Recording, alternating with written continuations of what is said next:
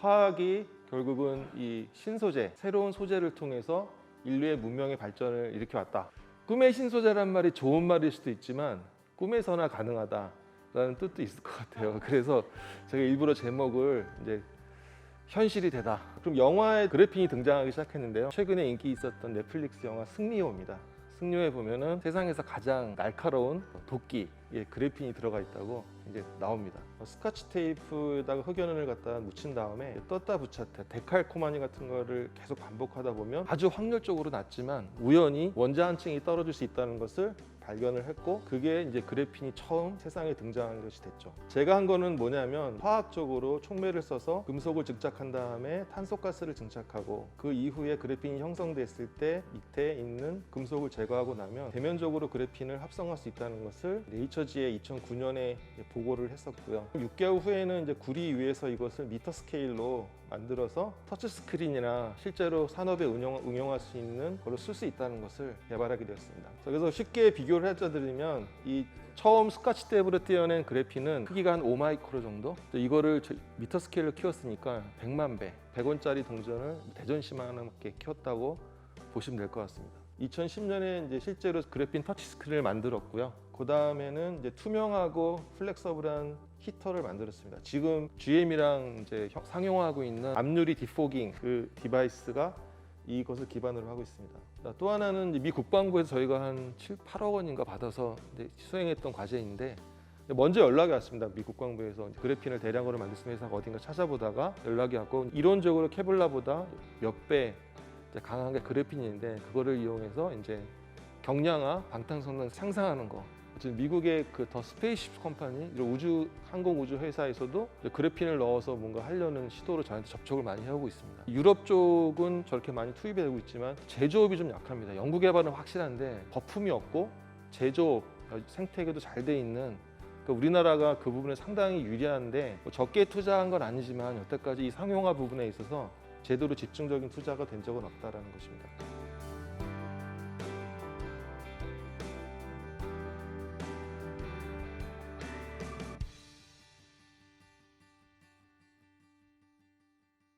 제가 말씀드리고자 하는 거는 이제 그래핀에 대한 건데, 뭐 다들 잘 아시겠지만 이게 그동안 좀 많이 진전이 돼서 지금 사실 상용화에 거의 접근한 상황입니다. 그래서 저희가 사실 신문에는 굉장히 많은 노이즈도 있고 뭐 된다 안 된다 말이 많은데 조용히 잘 추진했었고요. 최근에 이제 저희 포항에 본사를 옮기게 되면서 어떻게 또 이렇게 사실은 수도권의 벤처기업이 또 포항으로 본사를 가는 경우가 거의 없었기 때문에 많은 주목을 받고 있는데, 그거와 겸해서 이제 그래핀의 상용화의 상황과 또 가능성, 또 뒤쪽에 바이오 그래핀 쪽, 바이오 쪽 응용도 나오고요.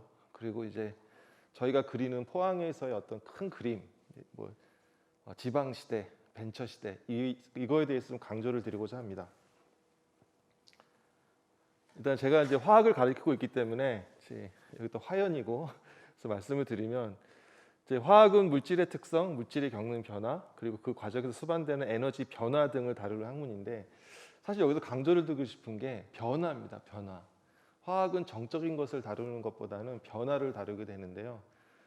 그런 것 때문에 상당히 어떤 모든 것을 좀 다른 시각에서 보게 되고, 전 참 제가 화학을 전공을 해서 참 다행이라는 생각이 듭니다. 그래서 그렇지 않았으면 놓쳤을 것들을 많이 발견을 했는데, 이제 그 중에 하나가 나중에 이제 말씀드릴 이제 바이오 그래핀에서 다루고 있는 내용도 그 중에 하나입니다.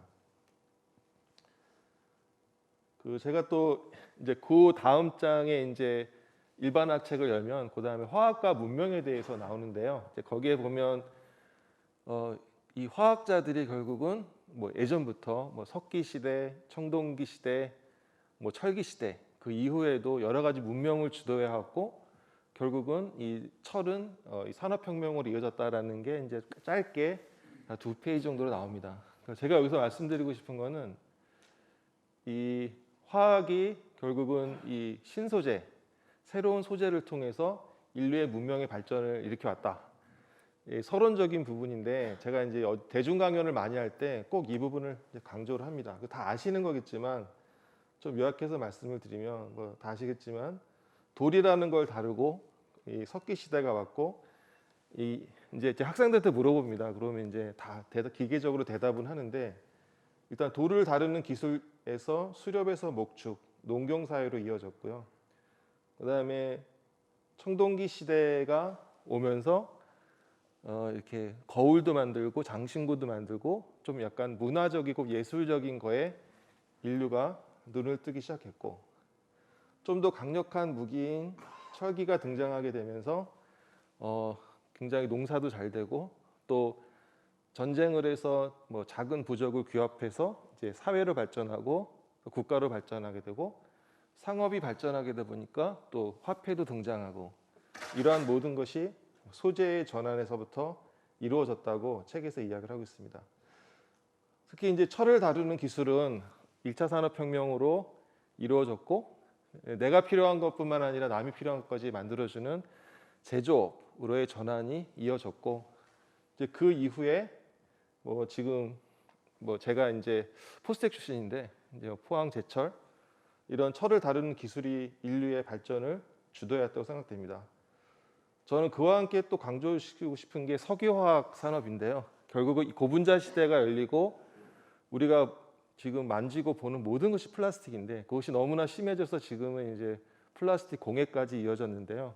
결국은 고분자의 시대가 열렸고 또 하나의 소재에 있어서 가장 큰 전환은 뭐 잘 아시겠지만 지금 학생들한테 이게 뭐냐고 물어보면 다 뭐 밥통이다 뭐 이렇게 전구 다 얘기를 하더라고요. 그래서 이 진공관 트랜지스터 18,000개로 만든 세계 최초의 컴퓨터가 나왔을 때는 집채만한 거였지만 이것이 집적화되는데 가장 큰 그 계기는 이제 게르마늄이라는 반도체를 발견하게 된 것이고 이거를 통해서 전개 효과로 트랜지스터를 만들고 그다음에 실리콘 단결정을 만드는 기술이 생기면서 실리콘 웨이퍼 집적 기술이 생기게 되고 지금은 이것을 1차원이 아니라 3차원으로 쌓아서 최근에 우리나라에서는 72단으로 쌓아서 메모리를 만들기도 하죠. 자, 이런 결국은 새로운 기술의 전환은 전부 다 이 주기율표 안에서 이루어졌다고 생각이 되고요. 뭐 청동은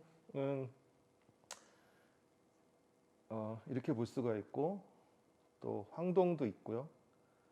그 다음에 뭐죠 이게? 그 다음에 이제 4조 원소 중에 게르마늄, 그 다음에 실리콘이 등장을 했습니다. 자, 계속 발전하는 가운데 특히 4조 원소의 중요성이 커지고 있는데 그 중에서도 주기율표의 가장 위에 있는 게 탄소입니다. 그래서 저는 감히 이제 21세기는 이 탄소의 시대고 여러분이 잘 아시는 탄소 나노튜브도 있고 뭐 탄소 섬유도 있지만 이제 그래핀이 그 발전을 주도할 시대가 왔다고 생각됩니다. 저는 사실 이제 영화를 좀 즐겨보는 편인데 그 영화 속의 미래 기술이 계속 실현이 되고 있습니다. 그래서 어떻게 보면 그 영화 속에 나오는 것들이 그냥 되는 것이 아니라 굉장히 과학적 자문을 통해서 이루어지는 것이 많다고 하는데요. 사실은 이제 영화 마니아들은 다 아는데 대부분의 SF 영화의 그 중요한 맥락들, 스토리 이것들은 거의 이 영화에서 시작을 합니다. 이게 일본 만화인데요. 공각기동대라는 것입니다. 이게 1980년대에는 만화로 했다가 95년도에 영화가 되고 뭐 그 이후에 뭐 다시 실사 영화도 만들어지곤 했는데요. 대부분의 뭐 사이버 세계, 인조인간, 뭐 투명 망토, 투명 디스플레이, 뭐 굉장히 많은 것들이 다 여기 나오게 되고 저는 그런 면에서 참 일본 사람들의 상상력이 대단하다는 생각이 됩니다. 그리고 이제 우리 진짜 이 SF 영화에 또 하나 획을 그은 이제 벌써 20년이나 된 영화인데 이 마이너리티 리포트에 보게 되면 투명 디스플레이 기술, 제스처로 뭔가를 컨트롤하는 기술, 심지어는 이 톰 크루즈가 이제 쇼핑몰을 지나가는데 홍채로 인식을 해서 이 사람이 누군지를 알아낸 다음에 이 사람이 좋아하는 자동차 광고, 화장품 광고를 띄워주게 됩니다.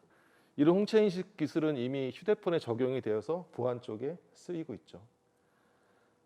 그리고 지금 이제 톰 크루즈가 수배자가 돼서 도망을 가고 있는데 갑자기 그 신문에 이제 수배자라고 뜨고 그리고 이제 수배자라고 뜨면서 이제 이 사람을 잡아라.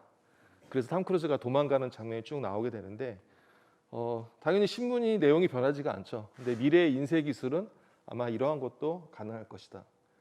그 이후에 탐 크루즈가 나오는 SF 영화들을 굉장히 많이 보시면 굉장히 획기적인 것들이 많이 있습니다. 앞으로는 보고 만지는 어떻게 보면 조명과 인테리어와 디스플레이가 결합이 될 것이고, 그리고 여러분 잘 아시는 이런 투명 디스플레이, 그다음에 아바타에 나왔던 이런 휘어지는 디스플레이, 이것도 이미 상용화가 됐었죠. 뿐만 아니라 이런 투명 디스플레이 또한 다 영화에 10년 전 이제 다 나왔던 것들입니다. 자, 이러한 것들이 나오고 나서는 이제 우리가 좀 소비자 측면에서 기대를 하게 되죠. 그런 측면에서 실제로 이것들을 이제 시제품 만들기 시작했고요. 요게 제가 2016년에 그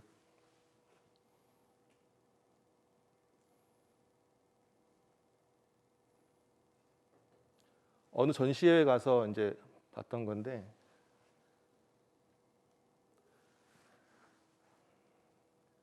당시에는 이제 프로토타입으로 이제 시제품만 나왔던 거고요. 이제 이 올레드 디스플레이입니다. 당시 이제 풀 HD로 돼 있었는데 보시면 뒤쪽에는 안 보이고 앞쪽에서만 보이고, 만약에 이런 게 가능하다면 창문에도 들어가고 자동차에 들어가고 굉장히 다양하게 쓰일 수가 있겠죠. 그리고 이제 불과 2, 3년 전부터 실제 LG 디스플레이에서 이제 팔고 있습니다. 그래서 곧 그 지하철 창문에도 들어가고, 오른쪽에 보시면 저거는 이렇게 밑에서 쭉 올라온 디스플레이인데 침대에 이렇게 올라와서 이제 투명 디스플레이가 되는. 나중에 말씀드리겠지만 LG 디스플레이와 저 투명 디스플레이 앞쪽에 투명 그래핀 히터를 달아서 뒤에 모닥불이 이렇게 피어오르는 이렇게 디스플레이가 되면 앞에 따뜻한 게 히팅이 되는, 그런 거를 저희 시제품으로 개발하는 걸 추진하고 있습니다. 자, 그럼 영화에 또 그래핀이 등장하기 시작했는데요. 뭐 여러 군데 나오지만 빅뱅에도 나오고, 이게 지금 최근에 인기 있었던 넷플릭스 영화 승리호입니다. 승리호에 보면은 세상에서 가장 그 날카로운 도끼에 그래핀이 들어가 있다고 이제 나옵니다. 자, 그래서 여기서 이제 제가 좀 말씀드리고 싶은 게 이제 나노 소재의 이제 필요성인데요. 제가 앞서 말씀드렸던 미래 IT 기술의 전망에서 볼 때 제가 보기에는 그동안은 약간 속도가 빠르고 용량이 많거나 사이즈가 뭐 작거나 크거나 기술 중심, 뭐 한참 이 폴더폰이 나올 때 이걸 왜 접어야 되냐, 왜 용량이 많아야 되냐, 어떻게 보면 기술이 어떤 우리의 사용자를 좀 약간 뭐라고 그럴까, 강제하는 그러한 발전이 있었다면, 지금은 그것보다는 조금 더 쓰기 편하고 약간 입을 수 있거나 어디서나 쓸 수 있고 이런 인간 중심의 제품이 이제 개발하게 될 텐데, 이제 그거를 위해서는 소재의 혁신이 굉장히 필요하다는 것이죠. 그래서 아시겠지만 저런 딱딱한 케이스에 보호되어야 되는 실리콘이나 산화물 중심의 소재에서 유기물, 고분자, 탄소 혹은 나노 기술로 기존 소재의 한계를 극복한 그런 소재들이 나오게 될 텐데요. 뭐 그냥 하나의 예로 아까 뭐 날카로운 도끼 얘기가 나와서 그런데, 이게 다마스커스 검이라고 세상에서 가장 날카로운 검인데, 지금도 스카프를 떨어뜨리면 떨어지는 스카프가 갈라진다고 합니다. 이 검에 의해서. 사람들이 어떻게 이렇게 날카로운 검이 있나 해서 조사를 해봤더니 그 칼날 끝에 탄소 나노튜브가 있는 걸 발견했습니다. 이게 네이처에 나왔던 이제 내용인데요. 뭐 이분들이 그때 나노를 들여다보고 그걸 알지는 못했지만 뭔가 그 만드는 과정 중에 탄소 나노튜브가 생성되는 그러한 것이 들어가서 이 세상에서 가장 날카로운 검이 완성이 된 거였죠.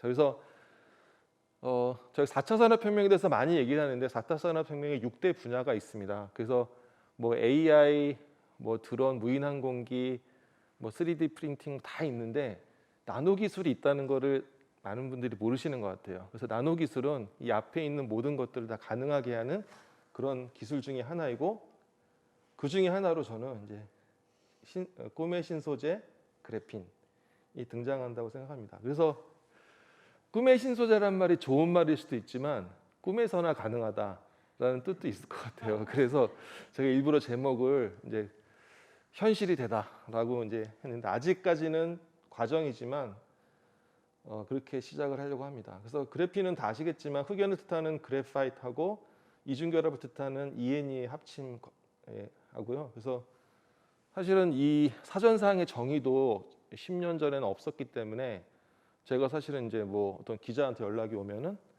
뭐 도전 골든벨 고등학교 뭐 친구들 나오는 거 거기에서 문제를 내겠다고 해서 이제 제가 이 문제를 내고 답을 했는데 그대로 백과사전에 지금 들어가 있습니다.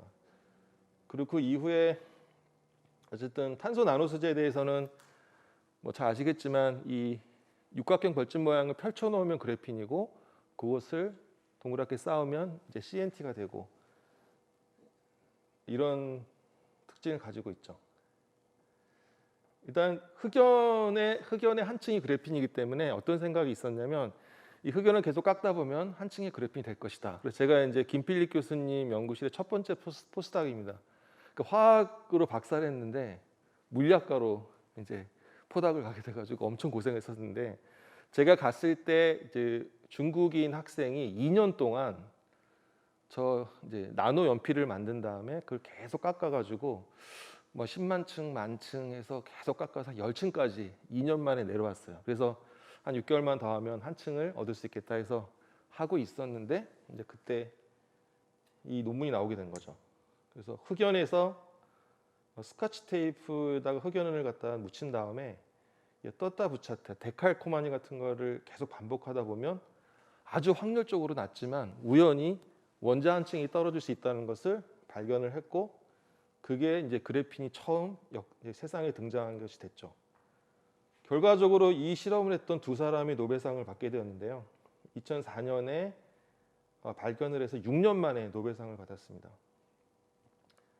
자, 그래서 제가 한 거는 뭐냐면, 이렇게 스카치 탭으로 만든 그래핀을 쓰지 않고 화학적으로 촉매를 써서 금속을 증착한 다음에 탄소가스를 증착하고, 그 이후에 그래핀이 형성됐을 때 밑에 있는 금속을 제거하고 나면 대면적으로 그래핀을 합성할 수 있다는 것을 네이처지에 2009년에 보고를 했었고요. 그다음 6개월 후에는 이제 구리 위에서 이것을 미터 스케일로 만들어서 터치 스크린이나 실제로 산업에 응용할 수 있는 거를 쓸 수 있다는 것을 이제 개발하게 되었습니다. 그래서 나중에 말씀드리겠지만 제 첫 번째 박사 지금 키스트에 있는데요. 이 친구의 영향이 굉장히 컸습니다. 큰 공로를 했는데 나중에 이 친구의 그 배경에 대해서 말씀을 드리도록 하겠습니다. 자, 그래서 쉽게 비교를 해드리면 이 처음 스카치 탭으로 떼어낸 그래핀은 크기가 한 5마이크로 정도. 그래서 이거를 미터 스케일로 키웠으니까 100만 배. 아마 100원짜리 동전을 대전시만하게 키웠다고 보시면 될 것 같습니다. 그래서 저희가 이거를 기술을 개발하기 전에 그래핀이 꿈의 소재이긴 하지만 이걸 만약에 크게 만들 수 있으면 다양하게 쓸 수 있겠다 해서 저희가 이제 유튜브에 이걸 올렸었어요. 지금은 거의 100만 번 정도 됐었는데, 이제 이게 전 세계 사람들 굉장히 많이 해봤습니다. 그래서 사실은 처음에 전문 배우를 섭외를 했는데 그날 펑크를 내서 저희 학생이 다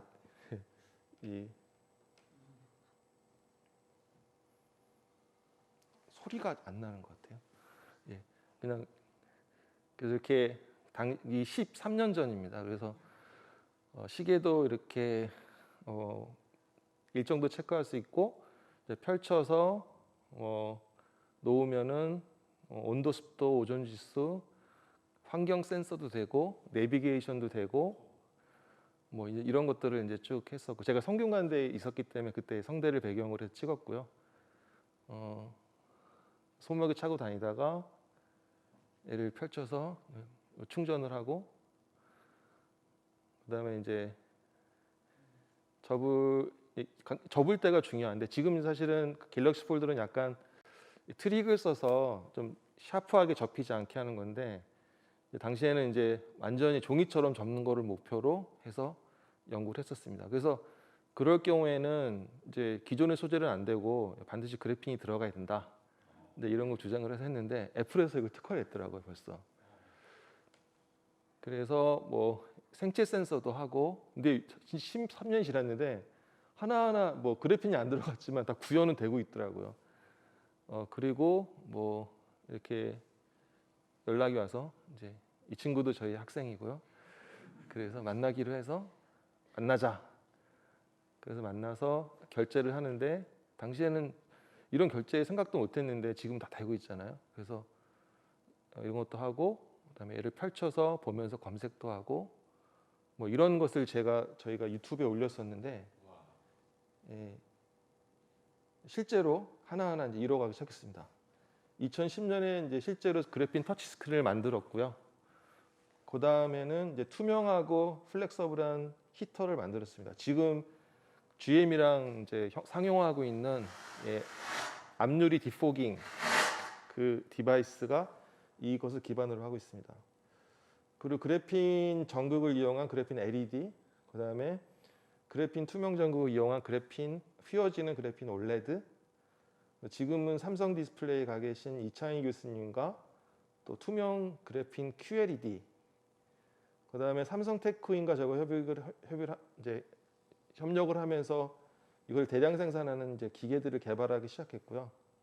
그리고 실제 휴대폰에 이 적용을 해서 게임도 이제 보시면 이 그래핀을 만드는 거, 그다음에 육각형을 쌓아서 이제 완성이 되면 없어지는 테트리스 게임인데 이 터치 스크린 실제로 그래핀으로 만든 겁니다.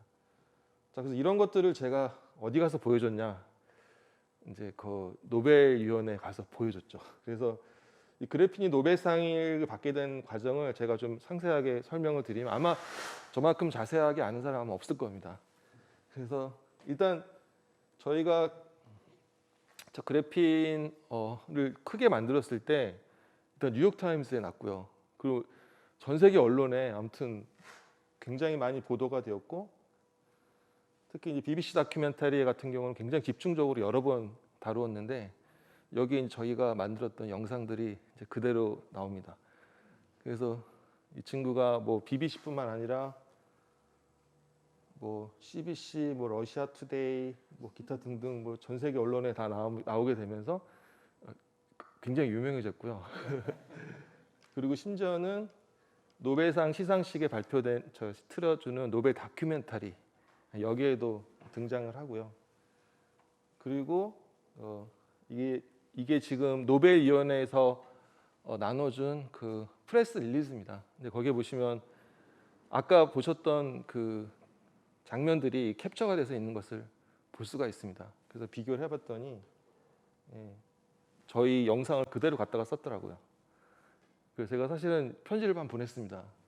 이거 저작권에 문제가 있는 거 아니냐. 그랬더니 뭐 니네 건 참고만 했지 뭐 카피는 아니다 뭐 이런 식으로 주장을 하더라고요. 그래서 어쨌든 이렇게 그래피 제가 이제 가서 노벨위원회 가서 발표했던 내용들이 아무래도 노벨상을 결정하는데 좀 결정적인 영향이 있지 않았나.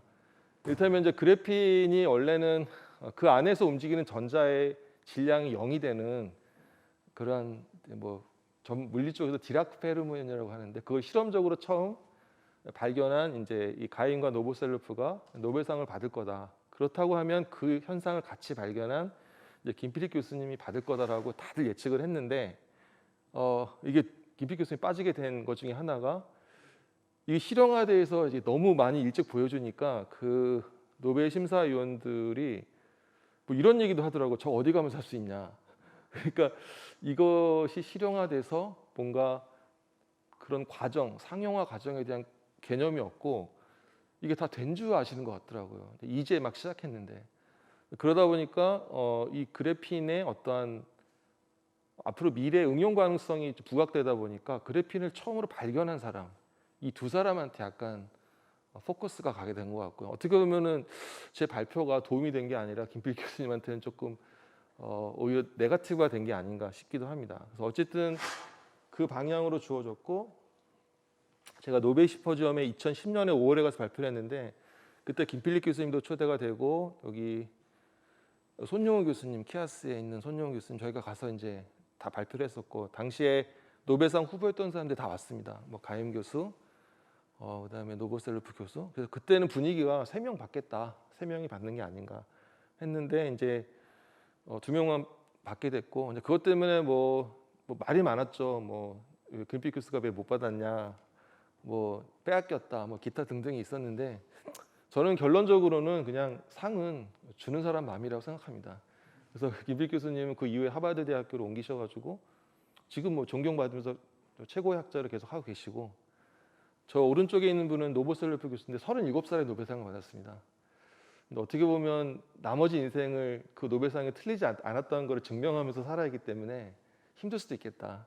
그래서 어쨌든 지금은 저희 회사에 또 도움을 주면서 같이 일하고 있습니다. 그래서 어쨌든 그 저 두 개의 논문이 네이처와 네이처 나노텍 했던 논문이 사실은 제 기념비적인 지금 이 사이테이션을 기록하고 있고요. 저게 이미 8천만 거의 10,000번 가까이 됐고요. 어쨌든 기존의 사람들이 그냥 실험실에서 쓰던 거 이거를 이게 상용화 될 수 있구나라는 거 처음 심어준 그런 논문이었기 때문에 굉장히 많이 인용이 되고 있고요. 제가 구글 사이테이션을 좀 퍼왔는데 왼쪽 위에 2개의 논문이 지금 구글에서는 10,000번 넘었고 8,000번 정도 됩니다. 오른쪽에 있는 게 한국 작년인가 이제 사이테이션 보고서인데요. 우리나라 상위 사이테이션 10개 중에 2위하고 8위인데 사실 저희 논문 빼놓고는 다 주저자 논문이 아닙니다. 실제적으로는 1, 2위라고 보시면 될 것 같고요. 물리 분야 1위, 재료 분야 1위. 그리고 위에 있는 논문은 2009년 이후에 화학 분야 사이테이션 세계 1위입니다. 그만큼 임팩트가 큰 거였고 최근엔 저희가 바이오 쪽 연구를 시작했는데 그쪽도 사이테이션이 많이 되고 있습니다. 그래서 아까 제가 좀 노벨상에 대해서 굉장히 특이한 점 말씀드리면 이 가임 교수가 이그 노벨상도 받았습니다. 노벨상을 받기 정확히 10년 전에 저 개구리가 약간의 그 뭐 반자성이 있거든요. 근데 그거를 어떻게 하면 중력보다 세게 해서 띄우느냐 해가지고 초전도 자석에 넣어가지고 살아있는 개구리를 띄웠습니다. 그래서 이거 가지고 이그 노벨상을 받았고 10년 후에 실제 노벨상을 받았는데 이것도 사실은 뭐 금요일 날 멍뚱한 실험을 하라. 그래서 뭐 스카치 테이프로 실험을 하다가 뭐 발견했다. 뭐 이런 후문도 있고 그래서 굉장히 특이한 사람이었고 상상력이 풍부한 사람이었다. 그래서 저는 믿습니다. 그러니까 두 사람의 경우를 볼 때 정말 천재 같은 사람보다는 그 엉뚱한 사람이 노벨상을 받기가 굉장히 쉽고 그리고 일례로 제 그 제자만 봐더라도 기념비적인 울트롤 대량 생산 논문을 일저자인데 사실 이 친구가 지방대 이제 명문대는 아닌데 이제 화학과를 나왔는데 저한테 이제 지원을 해서 제가 뽑으려고 했는데 사실은 좀 안 뽑으려고 했었어요. 근데 나중에 이제 면접 끝날 때 너는 뭘 잘하냐 그랬더니 스타크래프트를 잘한다고 하더라고요. 얼마나 잘하냐 그랬더니 전국 4강까지 갔었대요. TV에도 나오고. 그래서 제가 그러면 스타크래프트 제가 조금 해봤는데 이 전략, 지략, 그 창의성도 있어야 되고 민첩성도 있어야 되고 그래서 뭘 하나 끝까지 한 사람은 아마 하지 않겠냐 해서 이제 뽑았는데 이 친구를 삼성에 보내고 이제 그러면서 연구를 했는데 와, 정말 너무너무나 연구를 잘하는 거예요. 남들이 생각하지만 더 엉뚱한 거 아주 새로운 것을 계속 발견해내고 그러면서 저희 연구실에 아주 기념비적인 논문을 쓰게 됐는데 그런 측면에서 저는 이제 그런 선입견을 없애기로 했습니다.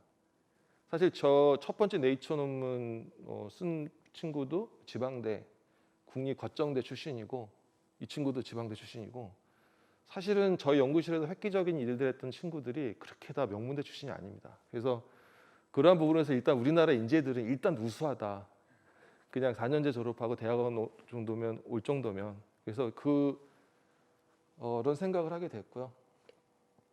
자, 이제 본격적으로 저희 회사에 대해서 좀 말씀을 드리겠습니다. 4차 산업혁명과 그래핀이라는 키워드가 이제 결합이 되면서 최근에 좀 투자의 관심이 높아졌는데요. 저 책에 보시면 그래핀 각각 가격 경쟁력이 갖추게 된다면 제조업과 인프라 산업의 판도를 뒤흔들 것이다. 제가 사실은 저 얘기를 몇 년 동안 하고 다녔는데 제 말은 믿지 않고 이 클라우스 슈밥이라는 분이 한마디 해주시니까 이제 뭐 투자도 하시고 뭐 짐 로저스도 투자하고 뭐 그러면서 이제 갖게 됐고요. 이 오른쪽 그림에 보시는 것처럼 노브셀루프 교수가 저희 주주로 참여하면서 이제 같이 하게 됐고 그 이유는 뭐냐면 어느 날 가인 교수가 편지를 보냈어 저한테. 그래서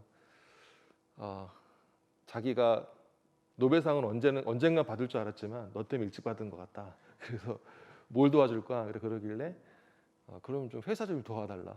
그래서 이제 노벨셀루프 교수가 저희 자문 겸 이제 주주로 참여해서 회사를 도와주고 있습니다. 그래프의 응용 분야는 너무나 많다고 예견이 되어 있지만 아직 그 뭔가 성장성도 있고 제대로 시작을 하지 않았습니다. 하지만 어떤 한 어플리케이션만 상용화 된다고 하면 소위 킬러 어플리케이션만 뚫린다면 정말 그 큰 산업이 될 것 같고요. 제가 EU 그래핀 플래그십이 지금 1.5조 원짜리 프로젝트입니다. 제가 저기에 이제 처음에 어플라이부터 선정부터 계속 관여돼서 도와주고 있는데요. 최근에 이제 8년 동안 이제 봉사를 했죠. 근데 이제 유럽 쪽은 저렇게 많이 투입이 되고 있지만 제조업이 좀 약합니다. 연구개발은 확실한데 잘 적용이 안 되고 있고 사실은 저거에 자극받아서 중국에서도 수조 원을 투자하고 있는데 이상하게 중국에는 수천 개의 그래핀 회사가 있지만 제대로 된 회사가 거의 없습니다. 그래서 약간 뭔가 그런 거품이 없고 제조업, 생태계도 잘 돼 있는 반도체 디스플레이 등등 그러니까 우리나라가 그 부분에 상당히 유리한데 뭐 적게 투자한 건 아니지만 여태까지 이 상용화 부분에 있어서 제대로 집중적인 투자가 된 적은 없다라는 것입니다. 최근에 네이처 리뷰 저널에 이제 저희를 포함한 이쪽 앞선 그 주자들이 이 리뷰 논문을 냈는데 이 롤트롤 생산 방법이란 결국 뭐냐면 이 인쇄전자 기술처럼 마치 프린터처럼 신문지처럼 윤전기에서 하는 것처럼 연속적으로 그래핀을 뽑아내는 건데 이렇게 1000도씨에 하나를 넣었다가 온도를 올리고 다시 식혀서 빼고 이거를 반복하는 것보다 1000도씨가 고정된 상태에서 이제 구리포일만 지나가면서 그 위에서 그래핀이 합성되면 한 40배 정도 생산 효율이 좋아집니다. 제가 이걸 사실은 13년 전에 삼성테크인 공장에 가서 이걸 보고요. 비슷한 걸 보고 그래핀 롤트롤이 아니면 안 되겠다 해서 그때부터 이제 연구를 하면서 특허도 막 내놨는데 지금 전체 그래핀 응용, 합성 응용 여러 공정에 관한 특허가 한 100개 정도 됩니다. 그래서 제가 중요한 걸 좀 말씀드리면 일단 이게 지금 저희 가운데 있는 게 가장 최근에 롤트롤 합성 기계인데 그래핀 기계를 팔지 않기 때문에 저희가 직접 만들어 썼습니다. 그러다 보니까 주위에서 야, 니네 그래핀 품질이 좋은데 기계도 좀 팔아라. 그래서 저희가 기계를 팔기 시작했고 샘플은 거의 샘플과 기계 합쳐서 지금 20여 개국에 수출을 하고 있고요. 아직 양은 많지 않지만 그래서 그렇게 어떻게 보면 그래핀이라는 거는 이런 신소재는 장비 산업과 소재 산업이 같이 가야 된다. 그런 측면에서 저희 연구실에는 이제 화학하는 사람뿐만 아니라 기계하는 사람, 재료하는 사람 이런 공학자들도 많이 있습니다. 제가 또 하나 깨달은 건 뭐냐면 논문에는 챔피언 데이터, 베스트 데이터를 쓰면 되지만 상용화할 때는 꼭 최고가 아니라도 똑같이 나와야 되더라고요. 그래서 그 편차가 10% 이내에 되는데 이를테면 저희가 연구실에서 30-40% 되는 편차를 10%로 줄이는데 2년이 걸리더라고요. 그게 결국은 생산 기술이라는 건데 저렇게 10번을 합성해도 똑같이 나오고 이렇게 뭐 수십 센치가 되는 그래핀도 균일하고 저렇게 시간이 12주, 석 달이 지나도 특성이 변하지 않는 이런 게 굉장히 중요하고요. 뭐 여기서 보시다시피 그래핀은 일단 탄소로만 됐기 때문에 산화가 안 됩니다. 그래서 다른 금속과는 달리 굉장히 지속성이 좋고 근데 이게 원자 한 층이거든요. 그러니까 원자 한 층을 다룬다는 게 상상을 못했었는데 이 그래핀에서 이제 가능해진 것이고 또 그래핀이 잘 합성이 됐는지 안 됐는지 이제 결국 이 공장에서는 이 검사 QC를 해야 됩니다. 근데 그걸 할 수 있는 또 검사 장비도 없습니다. 저희가 그거를 여러 가지 방법을 하다가 UV 레이저를 이용하면 커버리지도 볼 수 있고 그 콘트라스트에서 퀄리티도 우리가 체크할 수 있다. 그래서 이 기계까지도 저희가 개발하고 있고요. 그러니까 한마디로 아무도 안 간 길을 가고 있기 때문에 그동안 더뎠지만 근데 이것들이 어느 정도 이제 확보가 돼서 이제 이 포항에 이 풀 울트롤 라인을 지금 까는 거를 위해서 이제 본사를 이전하게 됩니다. 그래서 나중에 이제 그래핀 벨리에 좀 설명을 드리겠지만 그래핀 포항 포스코에서 철을 막 만들어내면서 연관 산업들이 그 포항에 모이고 또 인근의 뭐 울산의 뭐 자동차, 선박 이런 전체의 발전을 이끌었듯이 이 소재가 막 생산이 되면 결국은 그 산업군이 형성이 될 텐데 이거를 좀 제대로 지원할 수 있는 어떤 산업 단지가 필요하다. 그래서 경북도와 포항시에 제안을 해서 포항 그래핀 밸리를 제안하게 되었고 이제 지금 그것이 진행되고 있습니다. 여기 보시는 바와 같이 김필익 교수님도 자문해주고 계시고 노보셀프 교수도 지금 과학 자문을 하고 있고 내년 1월달에 이제 포항에서 포항 포럼을 시작하게 될 텐데 최근에 저희가 고무적인 거는 저희 졸업생들은 거의 삼성 아니면 하이닉스 이런 데 가고 있는데 삼성에 붙었는데도 이제 저희 회사를 오는 친구들이 많아졌습니다. 그래서 제 제자들이 지금 7명째 들어와 있고요. 물론 이제 초봉을 삼성으로 맞춰달라고 하더라고요. 그래서 힘들게 맞춰서 이제 오긴 했는데 스탁 옵션을 한 명 받은 친구가 있어요. 초기에 들어온 친구가 한 20억 정도 벌었거든요. 그런 케이스가 하나 생기니까 이 친구들이 좀 눈이 떠해지더라고요. 그래서 어떤 뭐 삼성 가서 물론 할 수도 있지만 이렇게 약간 모험이지만 자기가 한 것만큼 충분히 보상을 받을 수 있는 벤처라는 것에 이제 사람들이 인식이 바뀌기도 생각이 됩니다. 저희가 집중적으로 하고 있는 것 중에 가장 가까운 것은 자동차, 압유리, 성해와 습기를 제거하는 것입니다. 물론 이 대전에서도 비슷한 걸 하시는 분이 많이 계시다고 들었는데 일단 저희는 이 자동차 그 접합 유리상 앞에 이제 투명 그래핀 히터를 넣어서 이제 성해나 이제 습기를 제거하는 건데 이게 왜 대박 아이템이냐면 이제 내연 기관이 없어집니다.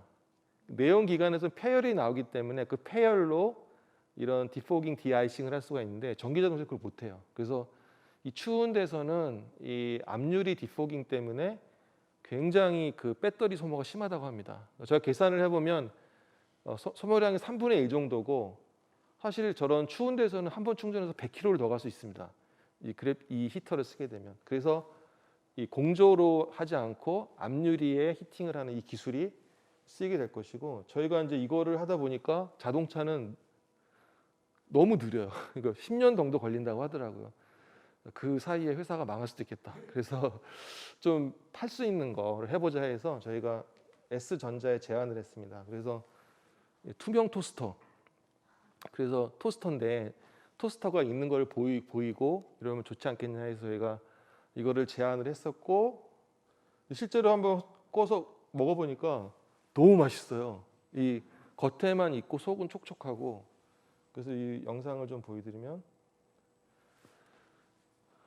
이렇게 처음엔 저희가 그냥 시제품을 만들었던 거고요. 이거는 그냥 콜츠 플레이트에 그래핀 한 2장 정도 전시한 다음에 프로텍션만 하고 220V 해가지고 했더니 저렇게 잘 익더라고요.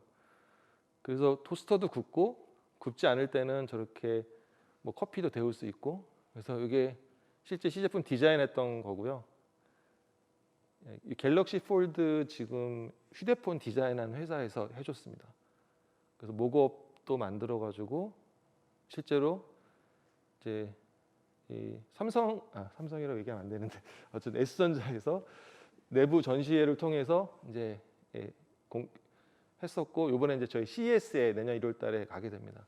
보시면 이게 점점 색깔이 변해서 빵이 익는 걸 볼 수가 있고요. 그리고 습기가 바깥으로 이렇게 나가지 않고 안에 좀 갇혀 있어서 되게 촉촉합니다. 그래서 왜 안 되지?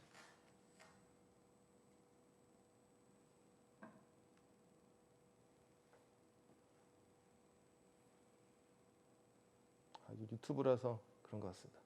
자, 그래서 이것이 진행되고 있고요. 자, 저희가 포항에 가는 또 하나의 이유는 EUV 극자외선 노광 기술의 핵심이 되는 게 한 3가지 정도인데 하나가 노광기고요. 하나가 포토리지스트. 포토리지스트는 일본에서 저희 수입 제한을 걸었던 그겁니다. 그리고 하나가 마스크 기술입니다. 마스크 기술 중에서도 중요한 게 펠리클인데요. EUV는 13.5나노미터 파장을 가지는데 이렇게 되면 렌즈를 쓸 수가 없고 반사경을 통해서 빛을 집속을 해서 패터닝을 해야 됩니다.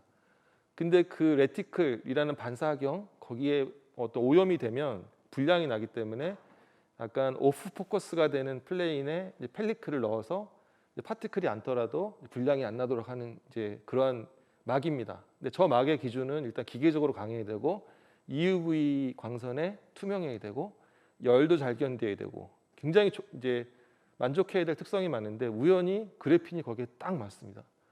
저희가 이미 풀 사이즈까지 만들어서 데모를 하였는데요.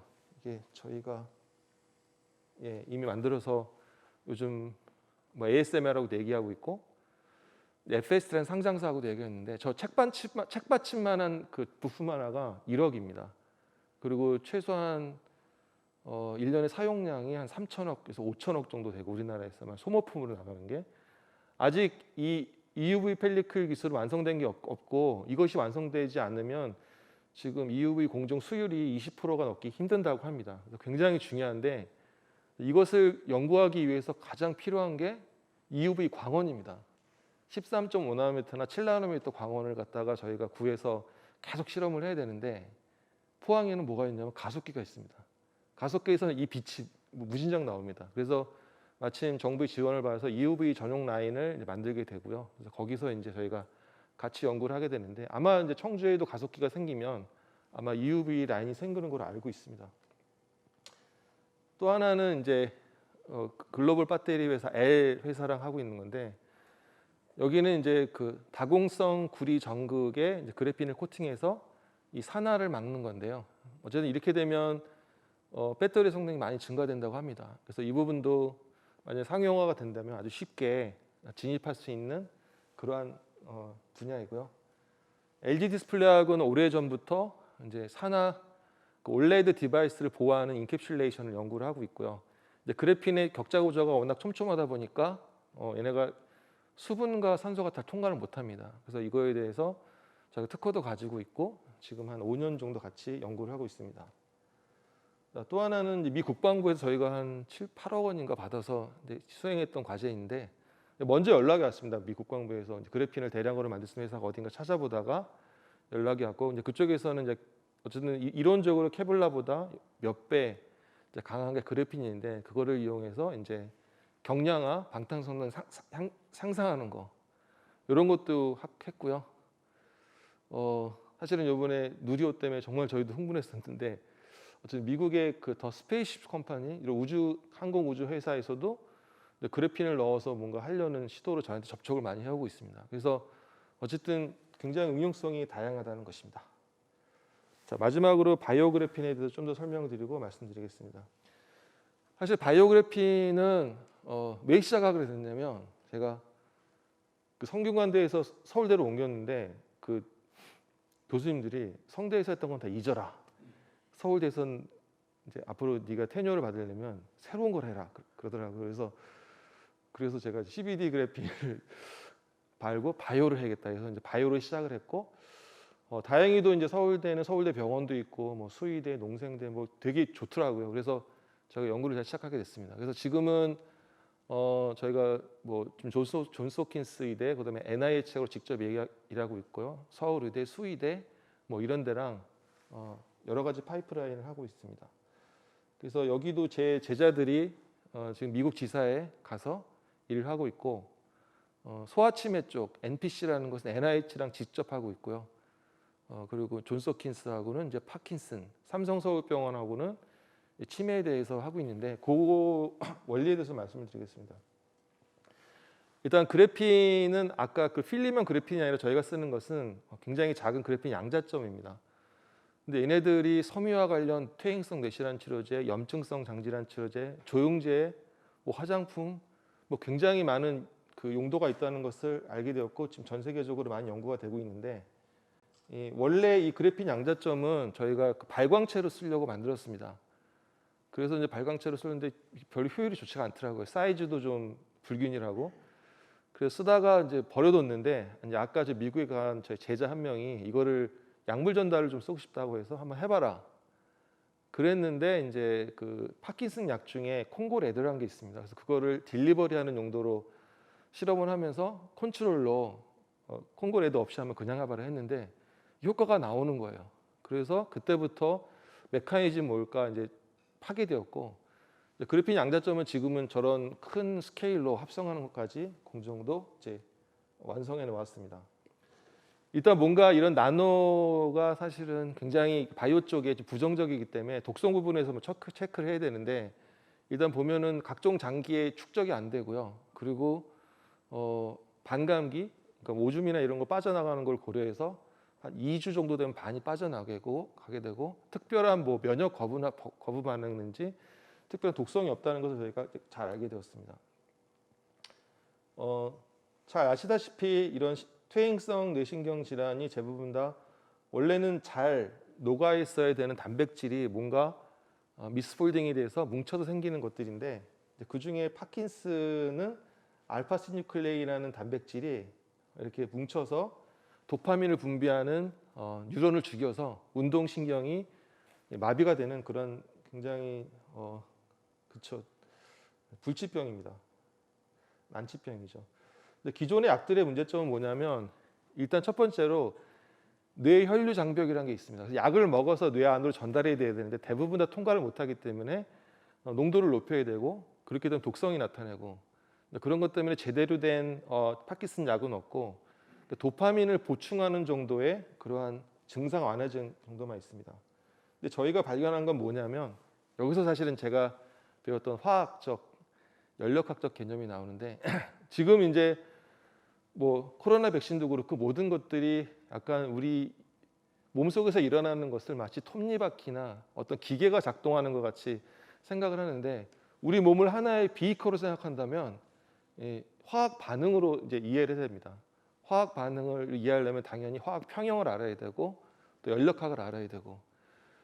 자, 그래서 뭔가 모노머들이 잘 녹아 있다가 저렇게 파이버가 생기는 거는 이 화학 평형이 깨졌기 때문이죠. 즉, 저 프리 에너지가 뭔가 음수가 돼서 정반응이 되는 건데, 프리 에너지는 엔트로피와 엔탈피의 경쟁입니다.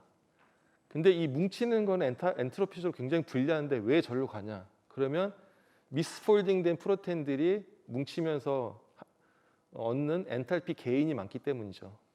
그 저렇게 간 거를 갖다가 지금은 풀어내려면 연력학적으로 거꾸로 돌리는 방법이 얼마든지 있습니다. 엔트로피 팩터를 갖다가 올린다든지, 뭐 엔탈피의 뭐 에너지를 줄인다든지.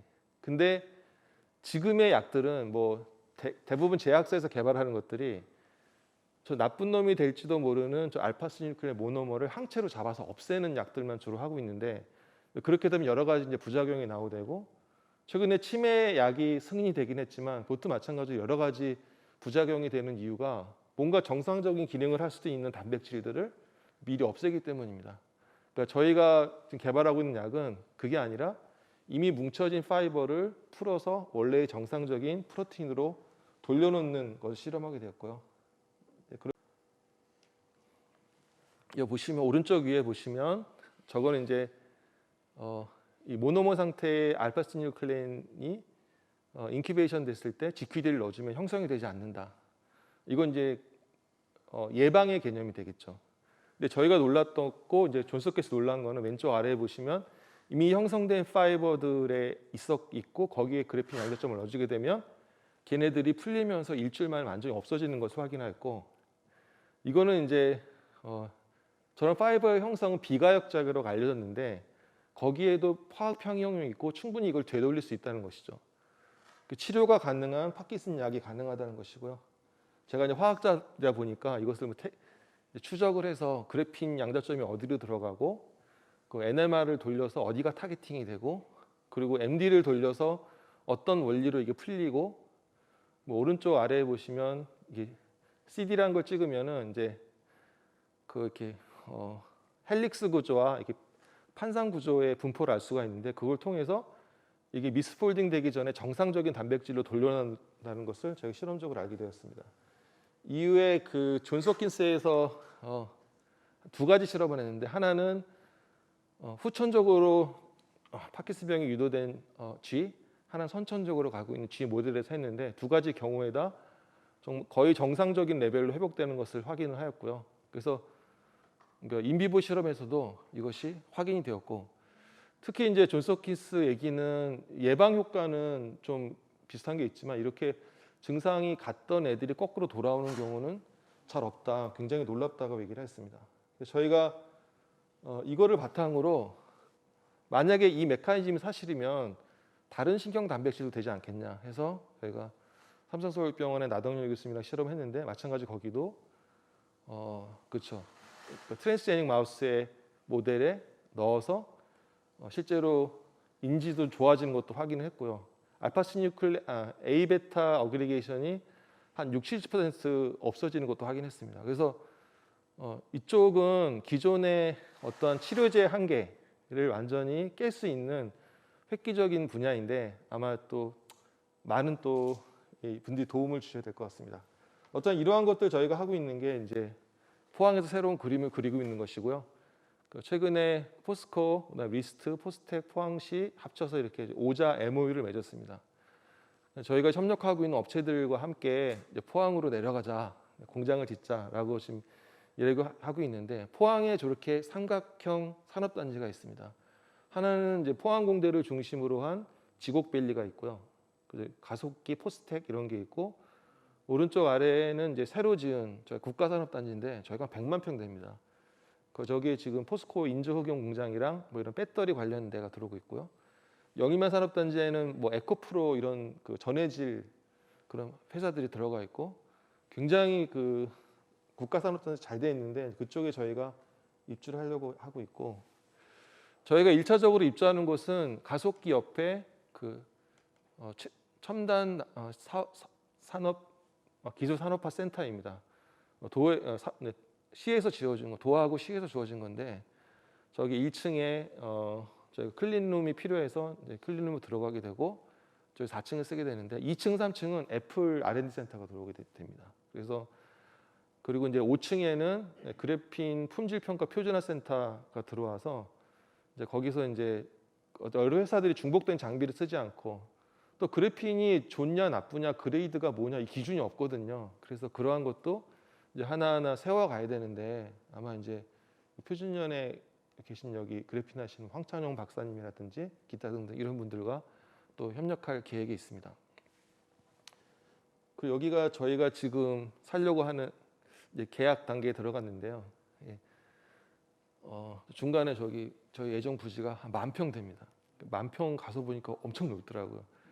저희 협력업체가 옆에 8,000평을 사서 또 18,000평이 오게 되고 조 블락이 5만 평인데 시에서는 한 10만 평까지 그래핀 밸리 부지를 조성해 주겠다라고 얘기를 하고 있고요. 이게 지금 전경 사진인데 보시면 뭐 아직 이 정지는 다 되어 있고 뭐 전기나 뭐 오수관, 하수관 다 들어와 있고요. 상수관 LH에서 하는 건데 어쨌든 여기가 뭐 평당 55만 원 정도 하더라고요. 그래서 지금 이쪽에 이제 그래핀 관련 양산 시설이 들어오고 그거에 대한 수요 업체들이 같이 들어올 수 있는 그런 것들을 계속 추진을 하고 있습니다. 그러면서 이제 저희가 인력 부분에 대해서 이제 포항공대는 당연히 인력이 좋은데 그 주변에 이제 한동대하고도 가족회사를 협약을 하고 뭐 링크 플러스 사업단 해서 이제 인력 저희가 뽑는 것도 진행을 했고요. MOU도 진행을 했고 또 애플이 마침 들어와서 또 저희랑 잘 시너지가 있을 것 같고요. 또 이제 인력을 뽑을 때 중요한 게 저희 회사가 30명 정도 되는데 포항을 한 번도 안 온 사람들이 한 70% 되고요. 포항하면 과메기나 뭐 포항제철 이 정도로만 알고 아무것도 모릅니다. 그래서 다들 포항 본사 이전한다고 하니까 한 3명 그만뒀어요.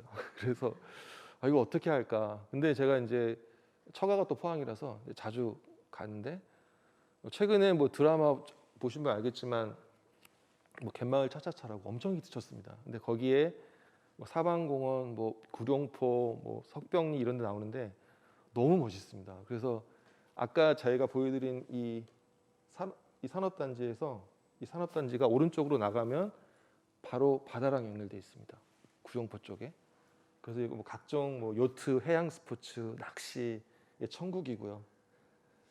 그리고 포스코에서 1조 벤처 펀드를 만들어서 그 중에 한 3천억 정도를 산학연 협력실에 줬는데 그 중에서 한 900억 정도를 들여서 체인지업 그라운드를 세웠습니다. 여기 이제 이석봉 대표님 왔다 가셨는데 너무 잘 졌죠.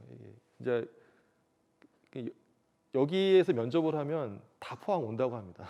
그래서 그 정도로 잘 지어놨고, 그 지금 여기에 뭐 각종 이준석 대표님, 뭐 대선 후보 분들, 스티브 비건 미국 전 국무장관님, 유승민 국무총리님, 뭐 박영선 VIP들이 하도 많이 와가지고 지난 몇 개월 동안 전시를 한 20번 한 것 같습니다. 그래서 저희가 굉장히 이 포항 그래필 밸리 계획을 잘 알릴 수 있는 계기가 되었고요. 그래서 이 마지막 슬라이드인데요. 어쨌든 제가 놀란 거는 제가 경기도에 있으면서 한 번도 지사님을 만난 적이 없고 공무원들이 너무 비협조적이고, 제가 이제 차세대 융합기술원 거기에 입주했는데 거기 경기도랑 서울대랑 공동법인이거든요. 툭하면 감사하고, 그래서 이것이 너무 힘들다.